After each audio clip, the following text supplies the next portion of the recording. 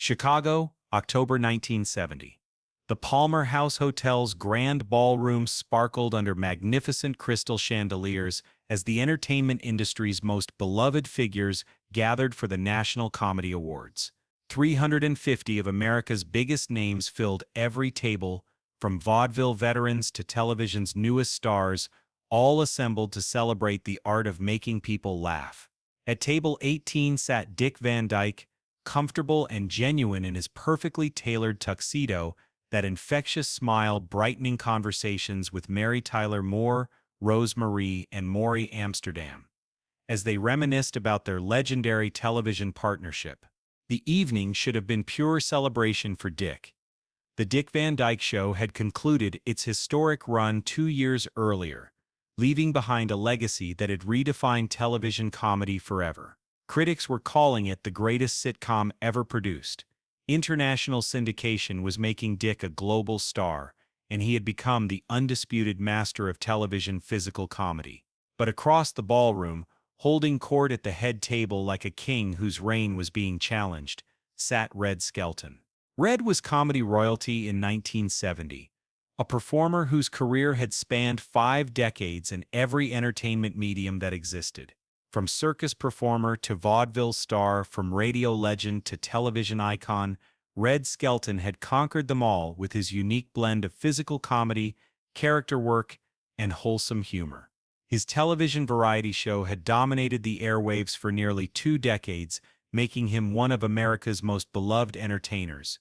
But Red was also a man whose massive ego had grown alongside his legendary status.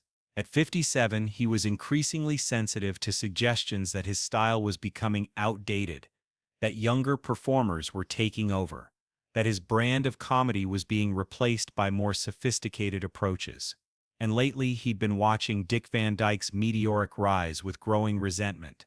The problem wasn't just Dick's success, it was the nature of that success. Critics were calling Dick's physical comedy revolutionary, innovative, perfectly suited to television. They were suggesting that Dick had taken physical comedy to new heights of sophistication and timing. To Red's mind, this was both insulting and historically ignorant. Real physical comedy had been perfected decades ago by performers like him who had learned their craft in the brutal proving grounds of vaudeville and live performance. Red had been drinking steadily throughout the elegant dinner, his famous intensity slightly amplified by alcohol and the growing realization that this ceremony was essentially celebrating the transition from his generation to Dick's generation. He'd been listening to conversations about television's evolution, about how the medium was becoming more sophisticated, about how performers like Dick Van Dyke were elevating comedy to new artistic levels. Dick, meanwhile, was genuinely honored to be among comedy legends. He felt humbled by the company, grateful for his success, and respectful of the pioneers who had paved the way. When people mentioned Red Skelton, Dick spoke with enormous admiration about the older comedian's contributions to American entertainment, about how Red had shown that physical comedy could be both hilarious and heartwarming. But Red interpreted Dick's presence and recognition differently. What Red saw was a pretty-faced television performer who had achieved success without paying the dues that real comedians had to pay. Someone who was being praised for innovation when he was really just adapting techniques that Red and his generation had perfected through years of grueling live performance. The formal program began at 9 o'clock with presentations honoring various comedy pioneers. Milton Berle received thunderous applause, George Burns was celebrated for his longevity, and the atmosphere remained warm and celebratory. When Dick was called to present the Excellence in Physical Comedy Award, the applause was genuine and enthusiastic. "Ladies and gentlemen," Dick began, his voice carrying easily through the elegant ballroom, "tonight we're celebrating something timeless, the art of making people laugh without saying a word, the magic of physical comedy that transcends language and speaks directly to the human spirit." He paused, looking around at faces that had shaped physical comedy for generations. Physical comedy is perhaps the purest form of entertainment because it requires nothing but the performer's body, timing, and understanding of human nature. When I watch Red Skelton perform, I see techniques that were perfected in vaudeville, refined through years of live performance, and elevated to an art form through pure dedication to the craft. Dick's speech was generous and humble, acknowledging the foundation laid by established comedy legends. The beautiful thing about physical comedy, Dick continued, is that each generation learns from the masters who came before while finding their own voice. Red Skelton taught us that physical comedy could be sophisticated without being cynical, that you could make people laugh at pratfalls while touching their hearts with genuine emotion. Red's table had gone quiet. Several people glanced at him, trying to gauge his reaction to being mentioned with such obvious respect. What I've learned from legends like Red Skelton, Dick concluded, is that real physical comedy isn't about the tricks you can do. It's about the truth you can reveal through movement, gesture, and timing. Television may have given us new ways to capture and present physical comedy, but the essential techniques remain exactly what they were in vaudeville. Observe human nature, find the absurdity, and make it relatable. Dick received warm applause and returned to his table as the evening continued. But Red's mood had darkened considerably. Being mentioned in Dick's speech felt patronizing to him, as if this television newcomer was graciously acknowledging the old masters while positioning himself as their natural heir. As the formal program continued with Red scheduled to receive a Lifetime Achievement Award, his carefully maintained public persona began to slip. When he was introduced and took the microphone, there was an edge to his demeanor that his closest friends recognized as dangerous. "Ladies and gentlemen," Red began, his voice carrying that distinctive warmth that had endeared him to millions. "I want to talk about what real physical comedy actually requires, because I think we've gotten a little confused about that in all our excitement about television and modern approaches." The room settled into attentive silence. This was Red Skelton, America's clown, about to share wisdom from 5 decades of comedy. Real physical comedy, Red continued, isn't learned in television studios with safety mats and multiple takes. Real physical comedy is learned in vaudeville houses where you better get the laugh the first time or you don't eat that night. Several people nodded, expecting this to be a thoughtful reflection on the evolution of comedy. "I've been performing physical comedy since I was 10 years old, Red said, his voice getting stronger and more pointed. "I learned it in circuses where there were no retakes, in vaudeville where the audience would throw things at you if you weren't funny, in radio where you had to create visual comedy with just your voice." Red began to pace slightly, his movements sharp and calculated. "And I did it without television writers standing by to fix my mistakes, without directors who could edit out the parts that didn't work, without producers who could reshoot scenes until they looked perfect. That's real physical comedy training. That's how you learn to be a genuine entertainer." The atmosphere in the Palmer house was beginning to shift as people sensed this was heading beyond nostalgic reflection. "Now, I don't want to hurt anyone's feelings," Red continued, though his tone suggested otherwise. "But I think it's important that we maintain some perspective about what genuine physical comedy expertise actually looks like versus what just happens to work well on television." Red looked directly toward Dick's table. "Take Dick Van Dyke, for example," Red said, his voice carrying that perfectly timed delivery that had made him famous. "Everyone's calling him a master of physical comedy, praising his television success, talking about how he's revolutionized the art form." The ballroom went completely silent. 350 people stopped moving, stopped drinking, stopped breathing as they realized they were about to witness something explosive. "But let's be honest about what Dick Van Dyke actually represents," Red continued, his voice getting sharper and more cutting. "Dick is a pretty boy pretender. He's someone who learned to do pratfalls in the controlled environment of a television studio where every element could be adjusted to make him look good." Dick's face remained composed, but something in his eyes was beginning to change. "Has Dick Van Dyke ever had to make a crowd laugh when half of them are drunk, and the other half want to see you fail?" Red asked rhetorically. "Has he ever had to perfect a physical bit through repetition night after night in front of live audiences who have no patience for mistakes? Has he ever had to prove his comedy skills under real pressure, where failure meant unemployment?" Red's voice was getting more theatrical, more condescending? The answer is no. Dick Van Dyke has worked in the comfortable world of television production, with professional writers, safety coordinators, and editing that can make anyone look graceful. That's not real physical comedy training. That's pretty boy pretending with professional support. Gasps rippled through the crowd. This had crossed from industry commentary into personal attack territory. Dick Van Dyke's success is very impressive for television, Red said, with dismissive laughter. But that's not the same as being a real physical comedian.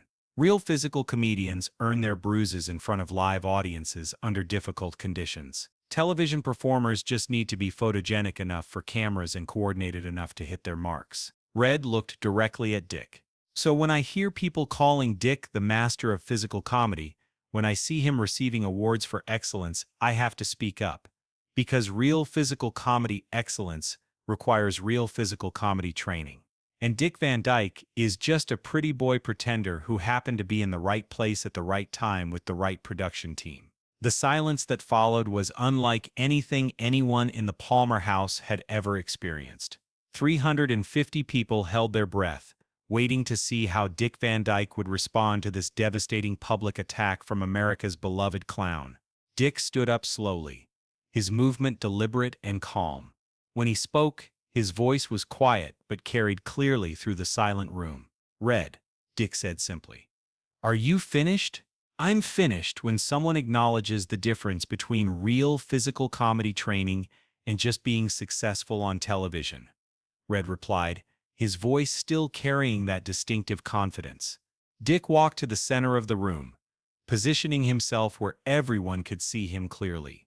His movement was confident, unhurried, like a man who knew exactly what he intended to say. "All right," Dick said, his voice growing stronger. "Let's talk about real physical comedy training versus using physical comedy for personal gain. Let's talk about what it means to entertain audiences versus what it means to exploit the people who work with you. And let's talk about the difference between being a professional entertainer and being someone who abuses the trust that entertainment requires." Red crossed his arms, his expression suggesting he was prepared for whatever defense Dick might offer. "Red, you called me a pretty boy pretender," Dick continued. "You suggested that I haven't earned my success through real training, that I've benefited from controlled conditions rather than proving myself under pressure, that television success doesn't equal genuine comedy expertise." Dick looked around the room, making eye contact with various comedy legends. "Those are serious accusations, and I think everyone here deserves to understand what they really mean." Dick turned back to Red, his voice becoming more pointed.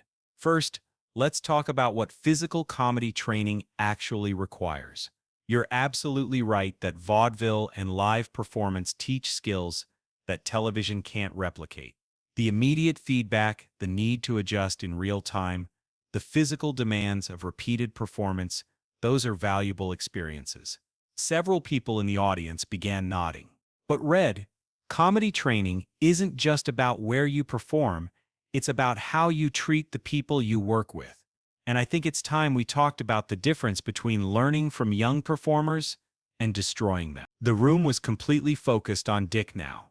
"You want to talk about vaudeville training and working with difficult audiences? Let's talk about it. Let's talk about what happened during your Midwest tour in 1968. Red's face began to change color. "Tell them about Jenny Morrison, Red," Dick said quietly. Several people in the audience leaned forward, clearly recognizing this reference but unsure of the details. "No? You don't want to tell them?" Dick asked.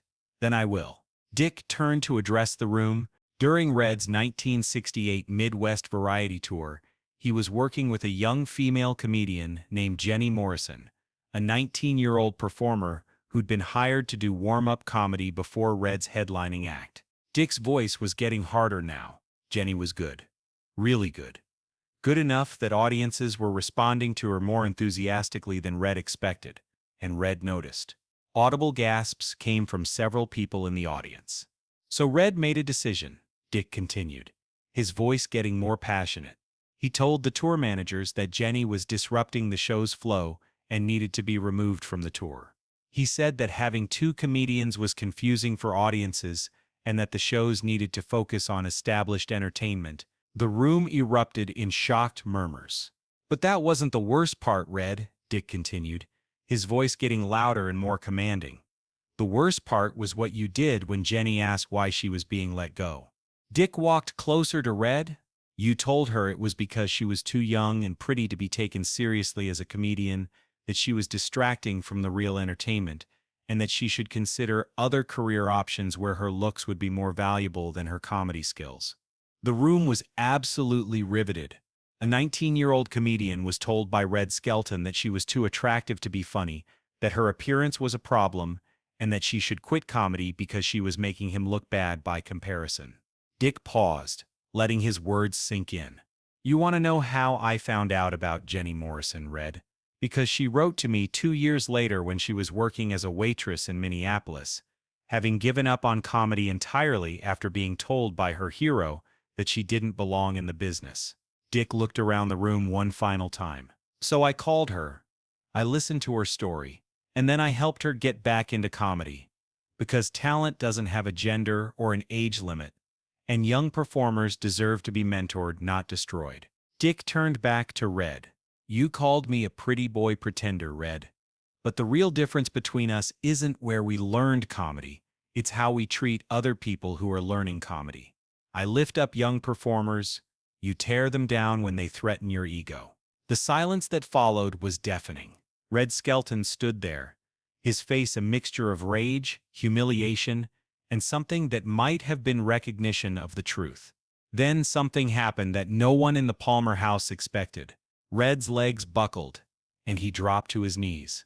At first, people thought he was having some kind of medical episode. Several people moved to help him, but then they realized what was happening. Red Skelton, America's beloved clown, was kneeling, deliberately, in front of Dick Van Dyke, in front of 350 people. "You're right," Red whispered, his voice barely audible. "God help me, you're right." Dick looked down at this legendary figure on his knees, this man who had brought laughter to millions of people, now reduced to someone confronting his own cruelty. "Red," Dick said gently, "get up." "I can't," Red said, tears beginning to stream down his face. "I can't get up. What I did to Jenny, to all the young performers, I pushed aside because I was afraid of being replaced. I never thought about what my jealousy was doing to their dreams." "Yes, you did," Dick said quietly. "You knew exactly what you were doing. But Red, that doesn't mean you can't choose to do better." Dick knelt down beside Red, bringing himself to eye level. "The question isn't whether you've used your position to hurt other performers," Dick said. "The question is what you're going to do now." Red looked at Dick through his tears. "How can I fix this? How can I make it right with Jenny, with all the young comedians I destroyed because I was too insecure to share the spotlight?" "You start by acknowledging what you did," Dick said.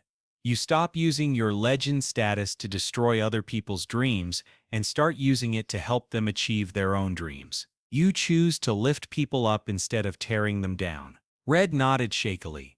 "I will. I swear I will." "Don't swear to me," Dick said. "Swear to Jenny Morrison. Swear to every young performer who's ever been destroyed by an established star who couldn't handle competition." Dick helped Red to his feet. The room watched in amazement as the two comedians stood facing each other. "I need to find Jenny," Red said, his voice stronger now. "I need to see if she'll let me help her rebuild what I destroyed." "Yes, you do," Dick agreed. "But Red, when you contact her, don't do it for your own guilt. Do it because she deserved better from you. Because she was a fellow comedian with genuine talent and you used your power to hurt her instead of help her." Red turned to address the room, his voice shaking but clear. "Ladies and gentlemen, I owe you all an enormous apology. I owe Dick Van Dyke an enormous apology. And I owe Jenny Morrison and every young performer I've hurt the biggest apology of my life." Red's voice got stronger as he continued. "I came here tonight thinking I was defending the integrity of real physical comedy training. But I was really just protecting my own territory. my own ego, my own fear of being replaced by someone more talented than me. Dick Van Dyke didn't need to be torn down for me to maintain my status. His success didn't diminish my legacy. My own cruelty did that. Red looked directly at Dick. You're not a pretty boy pretender. You're a genuine entertainer who understands that comedy is about serving audiences and supporting other performers. Everything I forgot in my pursuit of being irreplaceable. The applause that followed was unlike anything the Palmer House had ever heard. It wasn't just appreciation for entertainment, it was recognition of genuine human transformation happening in real time. Red turned back to the audience one final time. I'm going to do better. I'm going to use whatever influence I have left to help young comedians instead of destroying them. And I'm going to spend whatever time I have remaining trying to earn the forgiveness I don't deserve. Over the next several months, the story dominated entertainment news. But the real story wasn't about humiliation or public confrontation. The real story was about accountability, change, and the possibility that even the most beloved entertainers could learn to use their power more responsibly. Red did find Jenny Morrison, who had indeed abandoned comedy and was working multiple jobs to support herself while trying to forget her dreams. Red not only apologized, but helped her rebuild her career, using his connections to get her bookings and his influence to ensure other young comedians received fair treatment. Years later, when Red Skelton died in 1997, Dick Van Dyke spoke at his memorial service about the transformation he'd witnessed. Red Skelton taught me that confronting someone about their behavior isn't about destroying their legacy.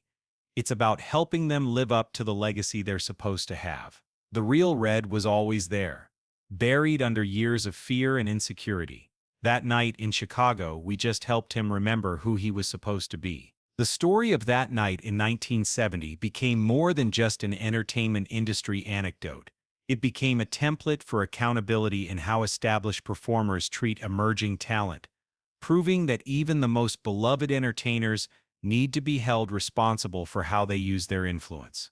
Dick Van Dyke's calm response didn't just put Red Skelton on his knees. It helped him stand back up as the kind of comedian he'd always claimed to be, but had forgotten how to actually be. But the transformation that began that night at the Palmer House had consequences that reached far beyond the entertainment industry. Red's commitment to supporting young talent became a model for how legendary performers could use their influence responsibly, focusing on legacy building rather than territory protection. 5 weeks after the confrontation, Red made a decision that shocked the variety show industry. He announced that he was restructuring the Red Skelton Show to include a regular segment called Tomorrow's Stars Today, featuring young comedians who would perform alongside him rather than simply warming up his audience. I spent 30 years thinking that sharing my show would diminish my own importance, Red told TV Guide in a rare personal interview.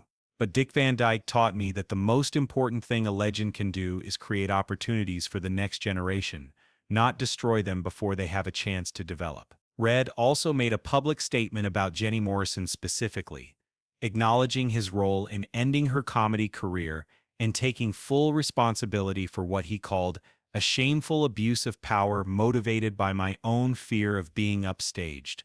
The show's restructuring proved to be one of the best decisions Red ever made. Tomorrow's Stars Today became the most popular segment of his variety show, with audiences loving the energy that young comedians brought to Red's established format. More importantly, it became a launching pad for dozens of comedy careers that might otherwise never have gotten national exposure. Jenny Morrison's story became the segment's flagship case. When Red found her working as a waitress in Minneapolis, Jenny was initially suspicious of the contact. "Mr. Skelton told me I was too pretty to be taken seriously as a comedian," Jenny said during their first phone conversation. "Why would he want to help me now?" Red's response became a model for genuine accountability. "Because I was wrong. Because you had real talent that deserved encouragement, not discouragement. Because I let my insecurity destroy a fellow comedian's dreams. And because spending the rest of my career trying to make that right is the least I can do." The conversation lasted 6 hours. with Red listening as Jenny explained how his rejection had destroyed her confidence and led her to abandon comedy entirely. Red didn't make excuses or try to justify his past behavior. He simply acknowledged the damage and asked what he could do to help repair it. Within 3 months, Jenny was back on stage. Red not only featured her on his television show, but became her mentor, teaching her the vaudeville techniques he'd spent decades perfecting while encouraging her to develop her own unique voice. Working with Jenny taught me something I should have learned 40 years ago. Red reflected in a 1972 interview. Young performers don't threaten your legacy, they extend it. When Jenny gets a laugh using a technique I taught her, I feel more proud than when I get the laugh myself. The transformation also changed how other variety shows operated. Red's success with featuring young talent inspired other established performers to create similar opportunities, leading to a renaissance in television comedy that benefited an entire generation of comedians. Dick Van Dyke's role in Red's transformation didn't go unnoticed in the comedy community.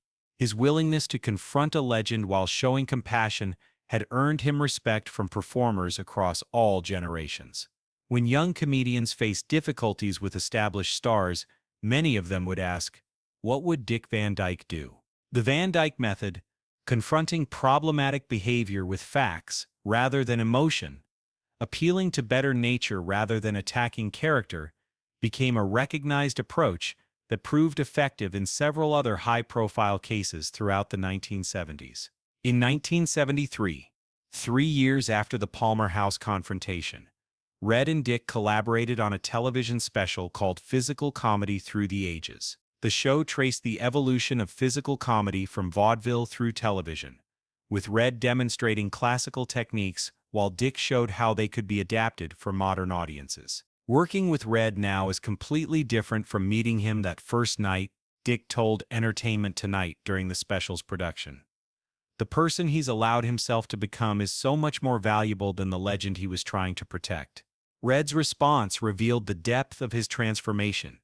Dick saved my career by forcing me to confront what I was doing to it. I thought protecting my status meant eliminating potential competition, but real status comes from building something bigger than yourself. The special was both a ratings success and a critical triumph, praised for its demonstration of how different generations of comedians could learn from each other rather than compete destructively. It also featured several of the young comedians Red had been mentoring, including Jenny Morrison, whose performance was praised by critics as a perfect blend of classical technique and modern sensibility.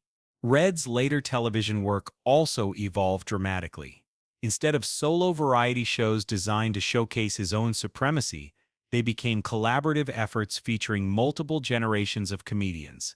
Red positioned himself as a host and mentor, rather than the sole attraction, using his platform to introduce audiences to emerging talent.